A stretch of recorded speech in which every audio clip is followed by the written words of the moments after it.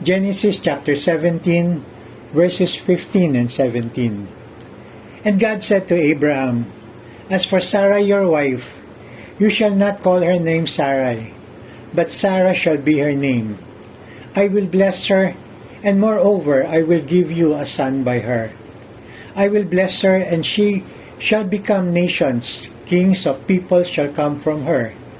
Then Abraham fell on his face and laughed, and said to himself, Shall a child be born to a man who is 100 years old? Shall Sarah, who is 90 years old, bear a son? Abraham was almost 100 years old when God said that he will give him a son. Sarah was 90 years old at that time. Abraham laughed when he heard what God promised, because he could not believe that at his age it was still possible for him to have a son. And Sarah, his wife, was 90. Abraham did not laugh because he was overjoyed, but he probably laughed because it was difficult for him to receive such an awesome promise from a human perspective. It seemed impossible, and medically speaking, it was not probable. But when Abraham laughed, it was not because of total disbelief either, because Scripture tells us that he fell on his face, which was a sign of submission and deep reverence, trust and worship. And because he knew God, in his heart he believed. In Sarah's situation, perhaps she laughed because to her, what God said did not make sense. It was probably foolishness that she could bear a son at her age, and for her husband to be the father of many nations. But we know that it was not foolishness because God fulfilled his promise just as he said. What was impossible to man was possible to God. Sarah became pregnant and bore a son just as God had promised. It was probably hard for them to receive God's awesome promise of an offspring. Abraham and Sarah probably tried many years to have an offspring until they reached their old age, when they finally gave up, and whatever plans they had for the remainder of their lives did not include having children. And here was God telling them, after all of those years of trying, that they will finally have an offspring in their old age.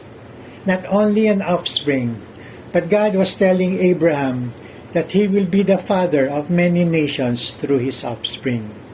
And that was a lot to absorb.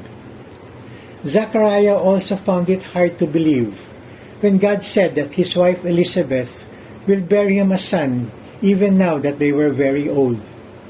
He even asked the angel Gabriel how he shall know if this is true. Abraham, Sarah, and Zechariah found the awesome promise of an offspring too hard to receive, not only because they tried and failed, but because God was telling them in a way that his plans for them were bigger than the plans they had for themselves. God also has big plans for us, bigger than what we can ever imagine for ourselves. The story of Abraham and Sarah and Zechariah teaches us that trusting God with our lives will sometimes include times when God's awesome promises will be too hard for us to receive. We may even laugh just as Abraham and Sarah laughed.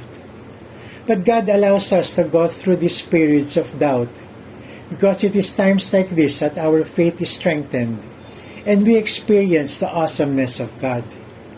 It is times like this that we also realize the grace of God. For even though Abraham and Sarah and Zechariah did not completely believe, God did not take back his promise to them, but he allowed them to experience his abounding grace for them.